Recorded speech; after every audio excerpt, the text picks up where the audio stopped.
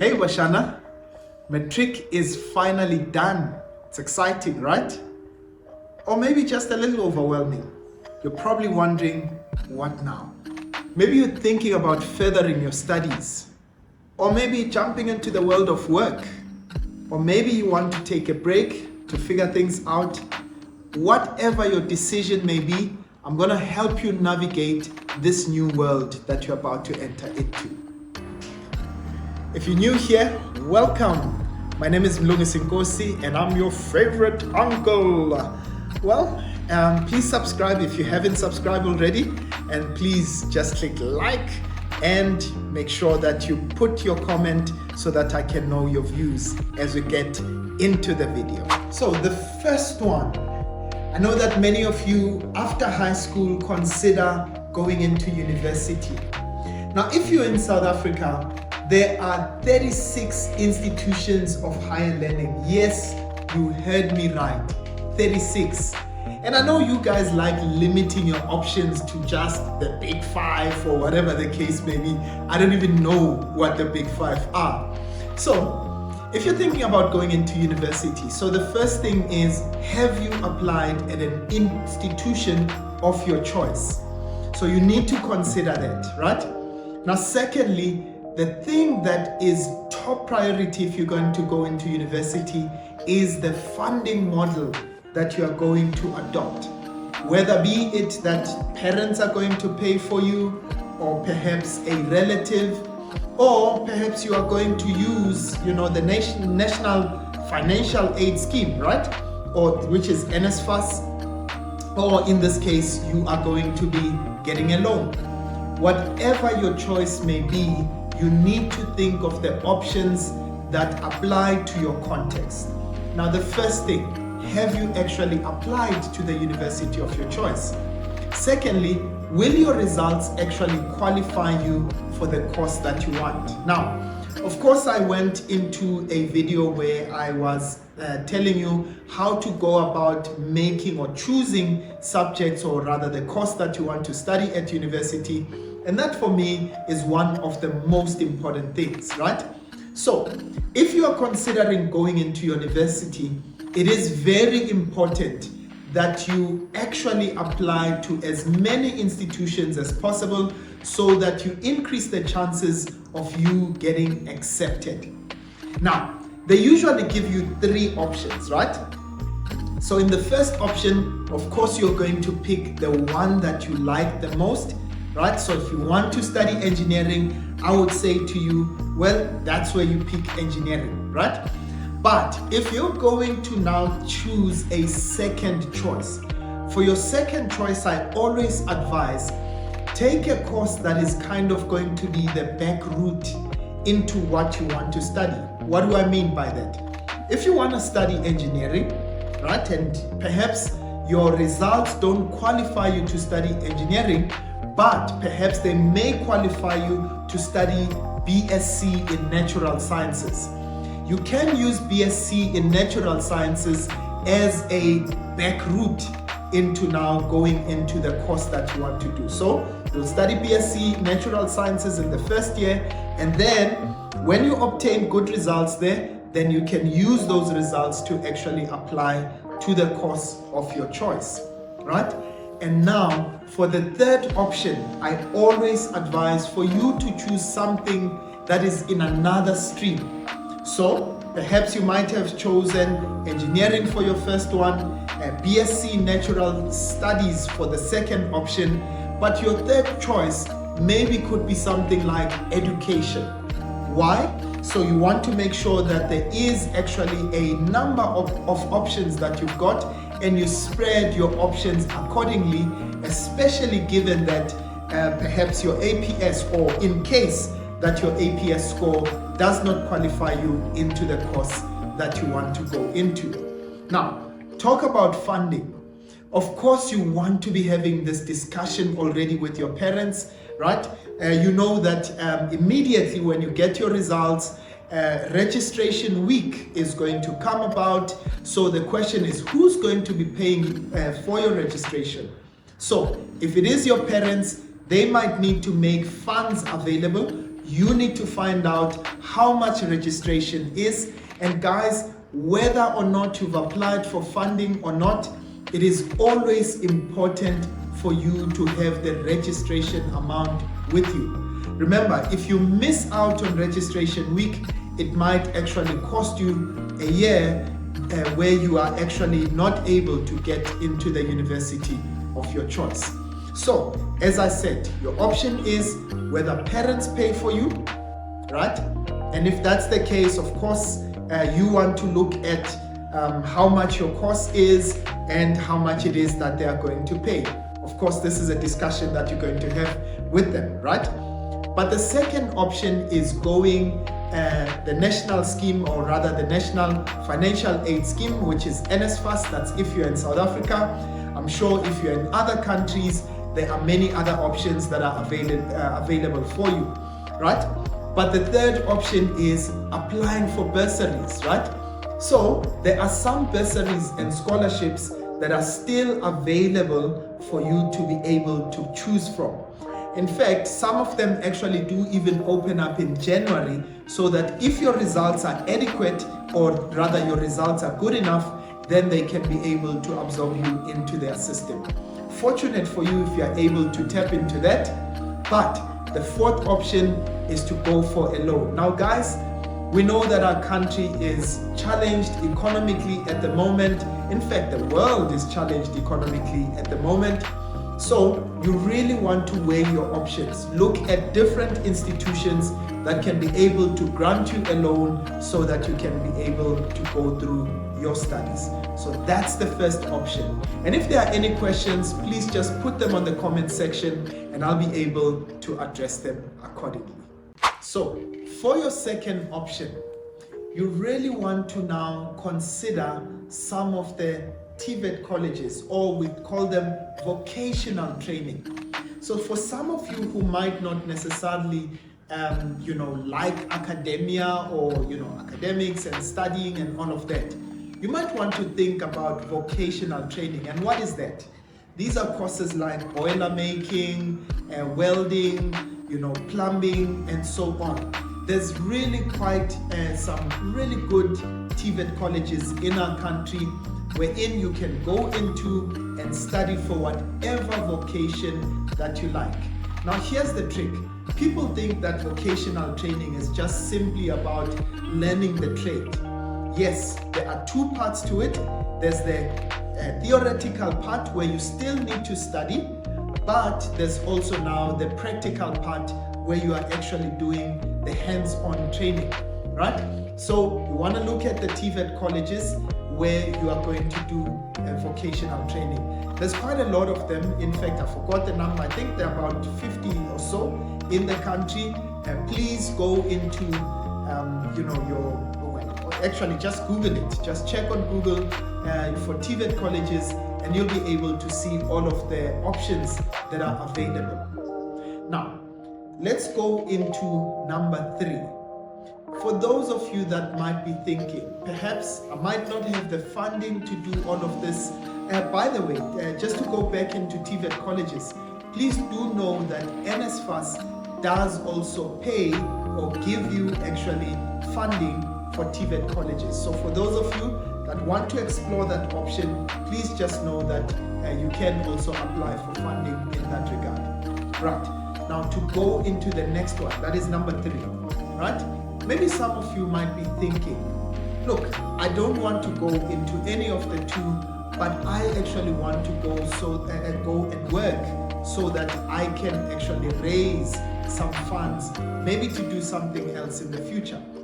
Now guys, our country is actually very limited when it comes to employment opportunities. In fact, right now as we speak, we are sitting at 46% youth unemployment. What does that mean? It means that there are limited job opportunities, particularly for those of you that are in Matric.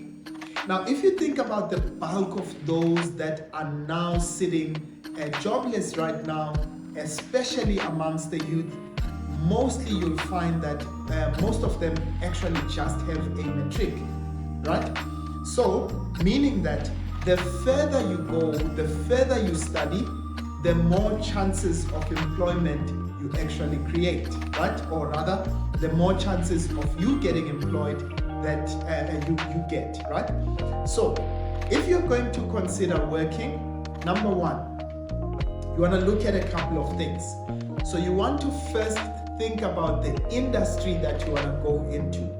Now guys, whilst working is good and all, it can really get monotonous.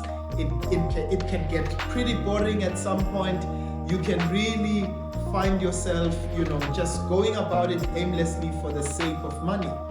And the reality is, they may not be able to pay you what you want, right? That's a reality. So that's what you're gonna look into. So some of you might want to look at retail, right? That is, you work at a shop, perhaps that sells clothing or whatever the case may be, a shop that sells gadgets or whatever the case may be. Right, so that's another option. But now, what are the things that you need to consider when you want to go into the working world, right?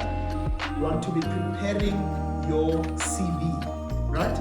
You want to make sure that you've got a CV, and that CV is captures, first of all your detailed information, but it has also a list of skills that you are able to do, right? For instance, if you are good at typing, you can include that. If you've got some background in computers, that would be great for you. That's an added advantage. So you really want to make sure that you capture as many of those skill sets that you've got as much as possible. Now, here's another thing if you want to go into work, right? So perhaps what you also want to look into is that at first, you may actually just apply to volunteer at a particular company. So perhaps it might not be essentially a work opportunity, but it might be a volunteering opportunity. So perhaps that's another way of getting into the world of work. You may not necessarily say to that company, I want to come and work. You can say to them, you want to come and develop your skills, and as a result, if you're good enough, companies are actually willing to absorb you on a permanent basis. So that is it when it comes to the world of work. Now let's go into number 4. So what else do you want to consider doing? Perhaps some of you might be looking at all of these options and maybe they may not be available. And this is where you want to think about taking a gap year. Now guys, a gap year is not just a year where you are just going to be sitting at home, loitering and not doing anything. What do you want to use a gap year for? So for some people, they use a gap year for actually just reflecting. So what you may do during that year is you may want to travel, right? And learn, something new, either in another country, in another province, in a different area from where you've actually been accustomed to, right? Guys, traveling does help quite a lot. You pick up a lot of knowledge when you travel. You learn new things. You learn actually tolerating people that are different to yourself. And perhaps what it does is it opens your mind to some opportunities that may be available. So it is quite important for you to actually use a gap year effectively. Well, what else can you do with a gap year? Well, like myself, in my background, I wasn't able to get into university. I was not able to find employment at the time. And so what I then wanted to do with my gap year is I then went and actually upgraded my maths and science so that I can use that to actually apply at a university of my choice, right? Yes, that is possible, right? So for those of you who might be thinking of upgrading, right? People that upgrade, I find that sometimes we think of upgrading as though it's like, the fallback plan, and it's almost like you sort of become second-class citizens, right? It almost becomes as though, you are watching the world go ahead and you are feeling like you are left behind. In actual fact, I want to advocate for the contrary, because there are several things that upgrading helped me with. Number one, I was able to actually sharpen my skills in maths and science. Hey, look at me now. I'm your favorite uncle giving you this content because I was able to actually obtain great results in maths and science. But secondly, what that year allowed me to do is really think about the career choice that I wanted to go into, right? Yes, I ventured into engineering, but eventually I ended up in education because it is my passion. But what that year allowed me to do was really think deeply about what it is I wanted to do moving forward with my life. So please don't waste that gap year. It is quite a good opportunity for you to get to know yourself, to know what you want to do in the future, and really to align with your passions, right? But another thing that you might want to also do with the gap year is that you may want to volunteer at an organization, right? Now guys, volunteering is actually quite an important thing. What volunteering may do is that it will help locate where your passions lie, right? So when you volunteer, and it doesn't matter, you can volunteer at a shop, I said that earlier on. You can volunteer at an old age home or any other institution where you can help in one way or the other. So what it does is that it teaches you people skills.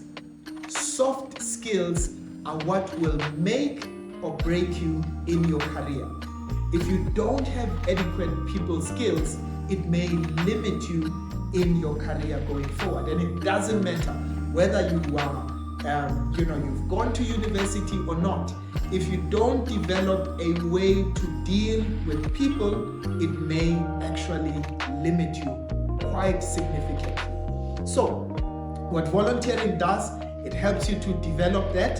But number two, what it does, it locates where your skill sets are. For instance, some of you may be administrative, right? So you are good at actually writing down minutes, you are good at interpreting or whatever the case may be, right? So what that will do is that it will help you to develop the skills so that you actually locate where your passion is. And now, should you in the next year decide that you're going to study, you know exactly what you study for and you know exactly where your skill sets are.